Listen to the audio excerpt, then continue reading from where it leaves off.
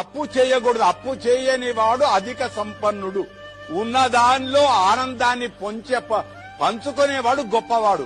చెయ్యాల్సి వస్తుంది, అప్పు తప్పదు.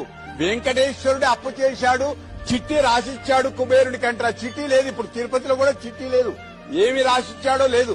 కానీ అప్పు చేయడం ఎంత చేస్తున్నావో అంతకంటే ఎక్కువ సంపాదించాలి. బండి కొనడం గొప్ప కాదు, బండికి ఉండే పెట్రోలుకు డబ్బులైనా నువ్వు సంపాదించగలుగుతావా? భార్యను పెళ్లి చేసుకోవడం గొప్ప కాదు, పెళ్లి చేసుకున్న భార్యను పోషిస్తావా? నగ ఇస్తావా? దండ కొనిస్తావా? మూరేడు దండ అంటే గజం దండ కొనిస్తే భార్య ఉప్పొంగుతుంది. అప్పు తీసుకున్నవానికి వెంటనే 2 రోజుల ముందే అప్పు తీరితే ఆనందపడతాడు. కనుక మంచి రోజుల్లో అప్పు తీసుకున్నాం, మంచి రోజుల కంటే ముందే అప్పు తీర్పేద్దాం. శుభ